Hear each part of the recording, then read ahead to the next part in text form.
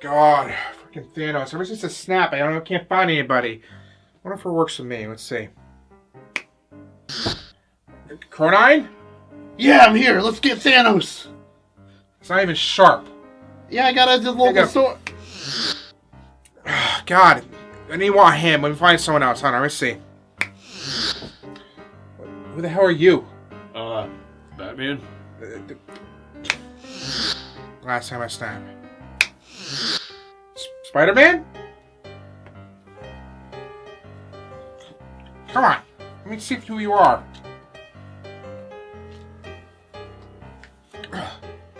What? Tony Stark? Who do you expect me to be? Stan Lee? Come on. Different universes? I'll take it. Come on, let's go. Let's go. Hey. Watch the hair.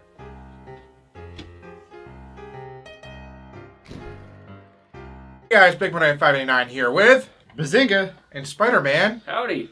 The hell? Doesn't work anymore. Damn it.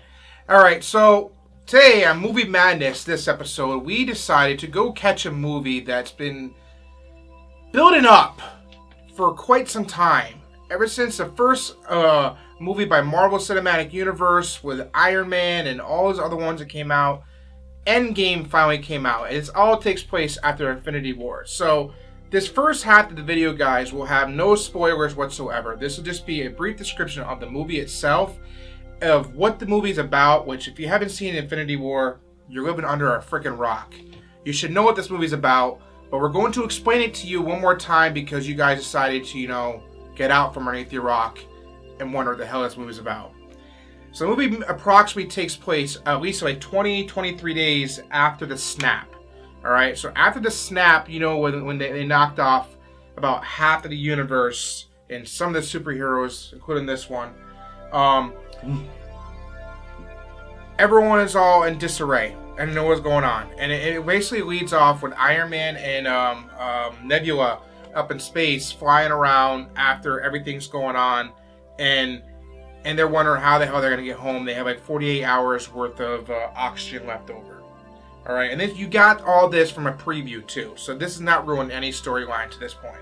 All right, now something happens in the film at this point. Someone comes and save the two Avengers, or the one Avenger and one now friend, because Nebula was a villain at one point and wasn't an Avenger at one point. I'm gonna fix his neck.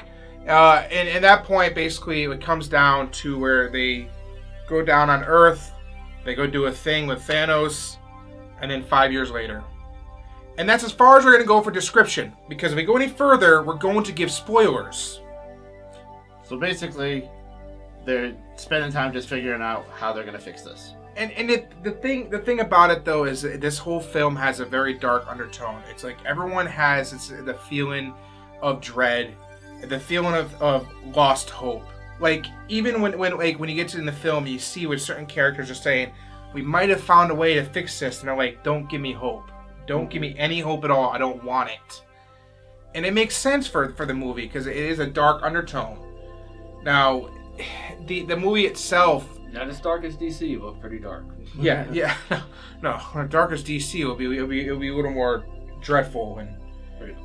Yeah. And plus, if you pay attention to all the news and stuff, you know that some people are not going to be in the future movies. Yeah. So we're like, what's going to happen? What's going to happen? We're all on edge in this film, and that's where I got when I was from the audience. And like I said, if there's one thing I noticed from the audience is that they're very interactive, and I have issues with interactive crowds. Stop it! Shut up! Yes! Shut up! Quiet. It's not a play. It's a movie. Shut up. All right. Thank you. So that's That was a demonstration. yes. So another story for another day. One of the things on the film I want to talk about is, like I said, other than the feeling of dread and the feeling of lost hope, there's also a feeling of uplifting. Like there's a lot of things that's going on in this film that make people think, this could be a change. Something's going to change, and And they use a lot of the current trends that are going on, and I call it trends because that's what I call them. Like Captain Marvel. You know what I'm talking about. You can put it down in the comments down below why I say Captain Marvel. So I really think that they hit upon a lot of things that are currently happening in the movie and also currently happen in current news. I say it was an emotional roller coaster of a movie. There was just so much, like, yay, no, yay, no, yay. What does Spidey think? With a lot of laughter in it too. Oh yeah. Surprisingly, the comedy wasn't as horrible as I thought. It was subtle, but it wasn't. It wasn't. It was good. It wasn't like overdone like Thor Ragnarok. No. Like Thor Ragnarok was like oh well, we're gonna do a comedy, action, serious comedy, action, comedy, end. Yeah, exactly. And it was like We liked it. No, it was okay. It wasn't great. Now a lot of characters they do go back to a lot of the old school costumes. Like and again, if you look at all the trailers, you'll see what I mean by old school costumes. Like Rocket Raccoon, there's a certain part in the movie where you see him and he's wearing his original comic book costume, and I'm like, oh yeah, there we go, perfect. There's the original Ant-Man. Yep, Ant-Man, and then there's Captain America. I think the acting was part on is perfect. I think everyone was great. I'm glad Brie Larson didn't have as many lines as on this one because she didn't talk much in the other film. Yeah, she made up for it. She made up for it. Yeah. She kicked ass, but she actually acted better in this film than the other compared to Captain Marvel. Surprised she actually had acting skills in that one. Yeah, I'm very negative, and if you like what I'm talking about, give me a like, and I'll tell you why I don't like all that stuff. So. Or don't like, who cares? What was your favorite character, without giving any spoilers, in this film? My favorite character? Yeah. It was always Iron Man. In these films, it was always Iron Man. Okay, how about you? Hawkeye. Okay. He had a rough time. Especially All throughout the movie, actually. Yeah. You know what? You would think that I would point out the Hulk as one of my favorites. I thought Hulk had a bigger role in this film, but I would think my favorite character would have been Thor. Thor was that was a different take on Thor, but unexpected. It was unexpected. Well, that's what it was like great too, because every movie with Thor, he had like a slightly different take in each. Yeah, movie. he did. Yeah. He wasn't like the same thing all the way through. That's what I liked about it too. Was there a certain scene that you think stood out above them all, without giving spoilers, because the spoiler part is coming up in a minute? So we're gonna warn you. We're not the spoiler yet. Yeah. So I would say my scene would be the opening scene. Okay. So I won't go into detail about the opening scene, but that really set the mood for the whole film. Well, from that whole point on, you knew what the film was going to be about, how the mood was going to be, and it generates from that one scene.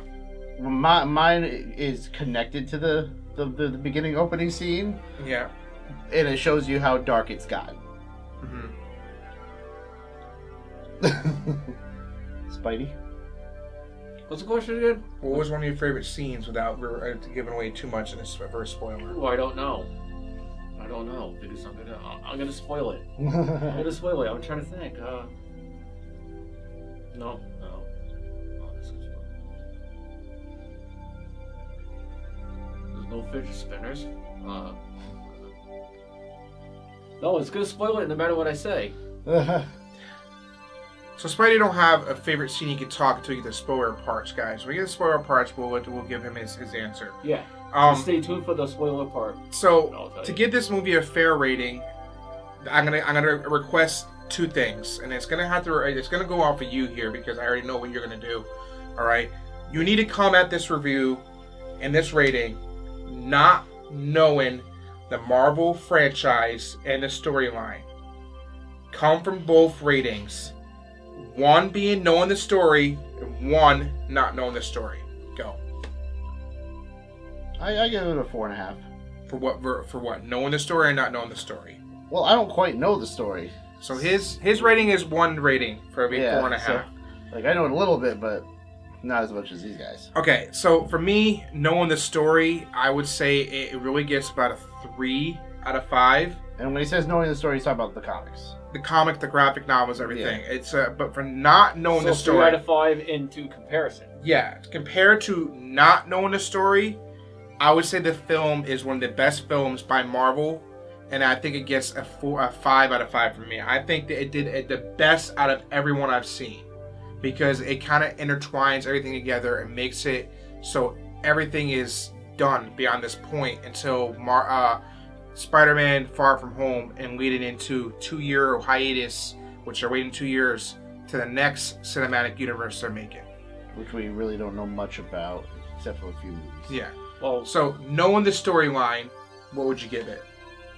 Well, in comparison to the original Infinity War and everything, for story, alright, for the story would be, well, like 2.5, because the story is really way off. I mean, the whole point of why Thanos did this in the first place was because of Lady Death, and that was nowhere in there, so. But the movie overall, I did like it. For its own universe, that movie was really good. I was surprised. So I was sitting there expecting that something was gonna something I was not gonna like, but. So not knowing the story, what would you give the rating? Most definitely 5. They did a really good job. I like how it turned out. I really did too.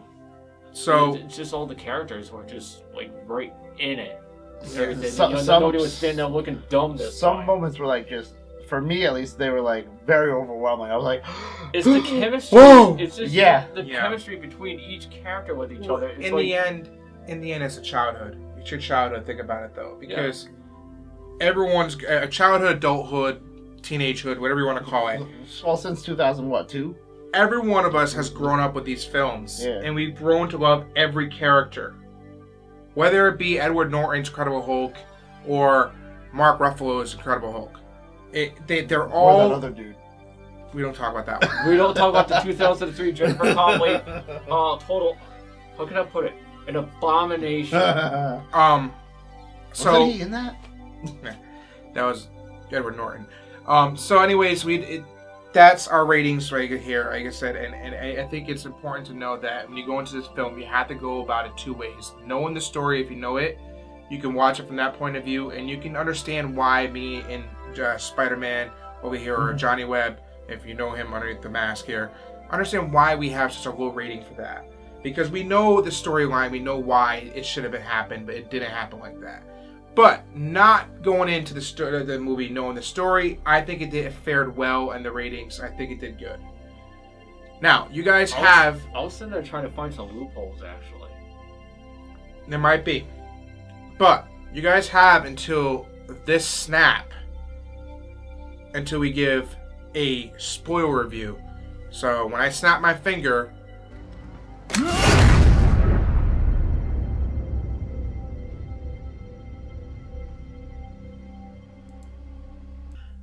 You reach this portion of the video, you got the spoiler section of it, okay? Going right back to the question here, what was your favorite part of the film? Fat Thor! Yeah, he was so awesome. And he still kicked ass, too. It seems with Thor in and my guy comes back, too. In this universe, they made him more of the comedy relief, which is Yeah. odd, but hey, it works. But in a badass perspective. Yeah. So, bringing back the question onto this end here about our favorite part of the film, I think one of my favorite parts of the film was seeing Dr. Hulk, as I call him. Alright, the Hulk itself, he was completely and utterly different. Alright? I didn't get it though. What was he supposed to be? He was like stuck like in between. What he was at this film was, and there's a certain comic book that follows this storyline, where he actually becomes intelligent. It's not Grey Hulk, it's not Red Hulk, it's Dr. Bruce Banner Hulk, or Dr. Hulk. I don't take my name on it because it's probably something different. They didn't give him a name in this, did they? They get Dr. Hulk or whatever it was. Yeah, whatever, they just kept calling him. So it was basically Bruce Banner taking his full evolution of the Hulk and becoming smart and actually becoming Hulk and be able to talk. He took some more radiation or something like that. Yeah, some more radiation would cause him to realize that the Hulk wasn't a nuisance, wasn't a cancer in his life. It was actually the cure for his life that made him who he was. Yeah. And I think that had the Hulk be smart, like the Grey Hulk was, and have this Hulk like that, it was probably the most intriguing moment. Grey Hulk? Which Grey Hulk? What is Grey Hulk? No, I said which Grey Hulk? Not the original comic book concept when he first came out, or later in the series? Later in the series, Grey Hulk. Who am I hitting? You're hearing the mic. Now, back to the question I hand here. Now we're on the spoilers. What was your favorite scene? Decapitation. That was pretty good and unexpected. The decapitation of Thanos. Yeah, that was. Yeah. I was waiting for that to happen. I was waiting. They went to the planet where Thanos was, where he was like the garden. Yeah, he was in a lot of pain. His arms all burnt, face all burned. He's all destroyed.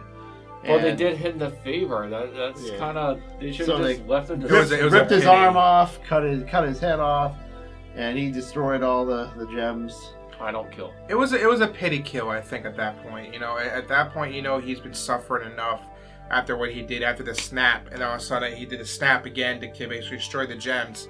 It's like, it was a pity kill. Mm-hmm. I think at that point it's like it was bound to happen. And one of the parts I didn't like was how Ant-Man came back.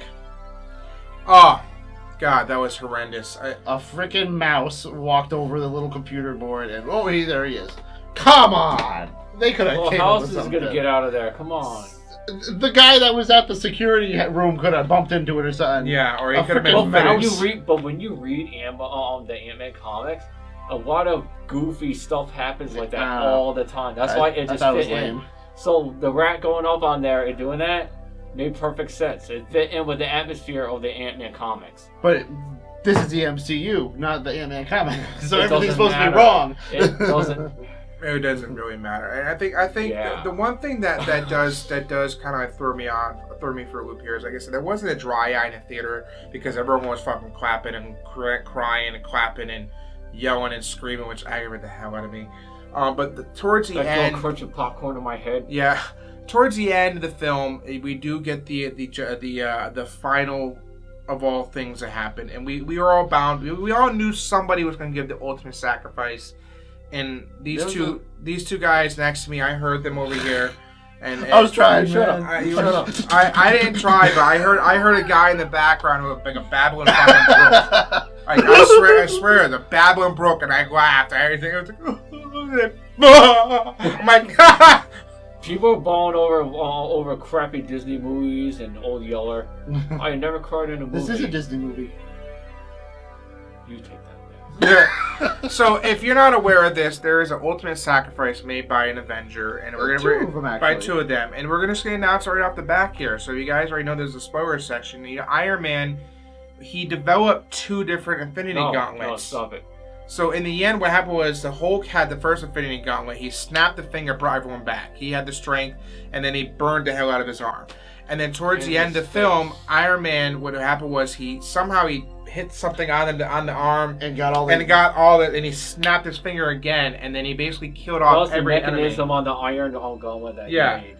So he snapped his finger and basically killed off every enemy, and then in the process of that, he ultimately sacrificed himself in the end. And like I said, I knew for a fact that one or two people were going to do that. At first, I thought it was Captain America, because Chris Evans' contract is up. It's done. Like, we thought at one point it was going to be someone else. But no, Captain America wasn't it. So Thor did it. So Thor did... Why did I say Thor? Now you're going to be all fucked up. I had to see what the time was. Captain America. So Captain America didn't do it. It was Tony Stark. Iron Man. Alright? And then the other thing that happened in the end was they had to take all the Infinity Gems back to a timeline where they all were before, because they already killed off everybody at which point it's done and over with. Mm-hmm. And Captain America did it. And I, at that point, I already knew that was going to happen. For me, as a person reading into shit, I always read into something, and I remember Hold when on he. here, everybody's spread out into different teams again, all right? Into the times. Yeah. How did Captain America put them all back by himself? I don't know. Maybe because he has a super serum, he can live forever. At which point he can. I don't know. That's a good question. I didn't know he would age though. I know either. So, the whole point at the end of this was, at the end of the film, Captain America went back and put the stones back in the proper places, but then he eventually decided to stay with his girlfriend he had back in the past. Agent Carter. Yeah, and I knew that was going to happen to begin, because you think back when he went back to go get the stones, he found her, and he's like, wow, she still has a picture of me, even after the fact I was frozen and awake. Yeah. So, the other Avengers you had that died, well, obviously it was, we already, it It's was... a spoiler, so we can say it. Yeah, I lost the name of train of thought. Well, we already knew we lost Black Vision, Widow. but Black Widow had to sacrifice herself for the Soul Stone, and that was hard. I like her as a character. Yeah, and I don't understand how Scarlett Johansson is going to continue on with another movie at that point. Yeah, they're supposed to make a Black Widow movie, and making it a prequel. I know because they want to show like how she became who she was. The Red Room. That's what they're talking about. But then they can't really do much more because then it's Avengers, you know. Yeah. And then they're supposed to make a Black Widow TV show. I remember when I first saw her in the Avengers movie. No, like she's the not first supposed one. to be in a TV show, is she? Yes, she is. She is? Well, I'm just saying, like the first Avengers movie when they first introduced her and all that stuff. It kind of bothered me because, you know, she's supposed to be like a Russian spy. She's supposed to have an accent. She's supposed to be like bigger and like bitchier. Well, they did really good in Agent Carter showing how they're supposed to be. Yeah. That was I like that show, Agent Carter. It was good. So in the end, I think the film was an overall win. Like I said, I think that if you gotta go, like I said before, go about it from 2 points of view. If you're a Marvel fan, go about it not knowing the storyline, keep it in your back burner, and not think about it. And then watch it from that point of view, and you can enjoy it a little better. Keep an open mind and just put the comics to the side, watch it, and then do the comparison later, like I did. Yeah. Yeah, Johnny. I mean, Spider-Man. Hey, hold on here. I said I kept an open mind. He did. Yes. So this is my Big Benign 589. Bazinga. And Johnny Webb. Spider-Man. What's up, For Movie Madness, guys, if you guys like this video, hit the like button, subscribe, comment, thumbs up, follow me on social media. Be sure to follow Get Tech. I'll be in the links down below. And in the end credits, you guys can click the link and subscribe right there. More movies that come out, guys. And again, go see this movie if you follow the movies from the start to finish. And definitely know that Brie Larson cannot act. Signing off.